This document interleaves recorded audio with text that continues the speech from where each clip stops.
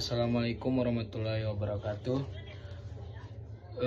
Tujuan saya membuat video ini memenuhi tugas dari mata kuliah Ilmu Pendidikan Islam. Sebelumnya terima kasih kepada Bapak Dr. Abdul Syukur MPDI selaku dosen pengampu pada mata kuliah ini. Di sini saya akan menjelaskan kedudukan dan hubungan pendidikan Islam dengan pendidikan nasional.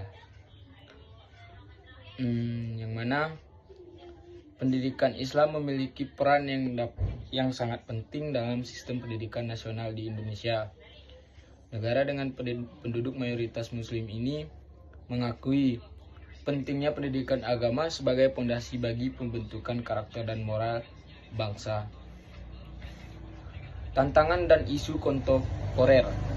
Meskipun memiliki kedudukan yang strategis, pendidikan Islam di Indonesia juga menghadapi beberapa tantangan. Ada beberapa antara lain. Yang pertama itu modernisasi. Bagaimana menyeimbangkan nilai-nilai tradisional Islam dengan perkembangan zaman yang semakin modern. Yang kedua, pluralisme.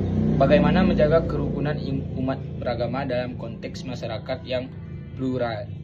Yang ketiga, kualitas pengajar. Bagaimana meningkatkan kualitas pengajar agama agar mampu menyampaikan materi dengan efektif dan relevan. Yang selanjutnya, kurikulum. Bagaimana mengembangkan kurikulum pendidikan agama yang relevan dengan kebutuhan zaman dan mampu menjawab tantangan global. Adapun landasan hukum yang mendukung integrasi pendidikan Islam dalam sistem pendidikan nasional. Integrasi pendidikan Islam dalam sistem pendidikan nasional di Indonesia memiliki landasan hukum yang kuat dan jelas. Hal ini menunjukkan komitmen negara dalam mengakomodasikan nilai-nilai agama, khususnya Islam, dalam proses pendidikan.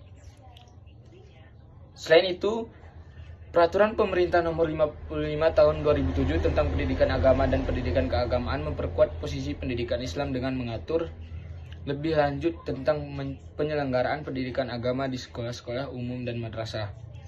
Peraturan ini menegaskan bahwa pendidikan agama harus diajarkan di semua lembaga pendidikan dan mengakui lembaga pendidikan berbasis agama seperti madrasah dan pesantren sebagai bagian dari sistem pendidikan nasional. Lembaga-lembaga ini berfungsi untuk menyelenggarakan pendidikan umum sekaligus memberikan pendidikan agama yang komprehensif. Adapun implikasi dari landasan hukum ini yaitu yang pertama kebebasan beragama. Setiap warga negara termasuk peserta didik memiliki kebebasan untuk memilih dan menjalankan agamanya. Yang kedua, hak mendapatkan pendidikan agama. Pendidikan agama merupakan hak setiap peserta didik dan menjadi bagian integral dari sistem pendidikan nasional. Yang selanjutnya, penguatan pendidikan agama. Adanya peraturan perundang-undangan yang khusus mengatur tentang pendidikan agama menunjukkan pentingnya pendidikan agama dalam membentuk karakter bangsa. Selanjutnya, kedudukan pesantren. Pesantren diakui sebagai lembaga pendidikan yang setara dengan lembaga pendidikan lainnya dan memiliki peran penting dalam pengembangan pendidikan Islam di Indonesia. Lalu selanjutnya, adapun peran pendidikan Islam dalam mencapai tujuan pendidikan nasional. Pendidikan Islam memiliki peran strategis dalam mencapai tujuan pendidikan nasional di Indonesia. Yang mana tujuan utamanya dari pendidikan nasional sebagaimana dinyatakan dalam Undang-Undang Nomor 20 Tahun 2003 tentang Sistem Pendidikan Nasional, yakni untuk mencerdaskan kehidupan bangsa dan mengembangkan manusia Indonesia yang beriman, bertakwa, berakhlak mulia, sehat, berilmu, cakap, kreatif, mandiri, serta menjadi warga negara yang demokratis dan bertanggung jawab. Yang kedua, pendidikan Islam juga berkontribusi dalam pembentukan etika sosial dan sikap toleransi di tengah masyarakat yang multikultural. Ajaran Islam menekankan pentingnya sikap kasih sayang, keadilan, dan saling menghormati. Dengan demikian, pendidikan Islam berperan dalam menciptakan masyarakat yang damai, menghargai perbedaan, dan saling menghormati.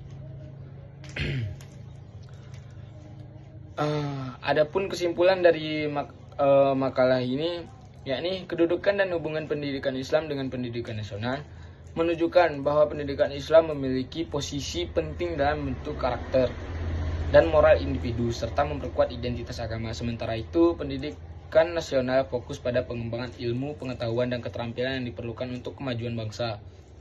Kedua, Jenis pendidikan ini saling melengkapi dan dapat diintegrasikan untuk menciptakan sistem pendidikan yang holistik, yang tidak hanya mengutamakan kecerdasan akademis, tetapi juga nilai-nilai moral dan spiritual. Meski ada tantangan dalam menyelaraskan kurikulum keduanya, integrasi ini menawarkan peluang untuk menghasilkan individu yang kompeten dan beradab. Sekian presentasi saya. Terima kasih. Wassalamualaikum warahmatullahi wabarakatuh.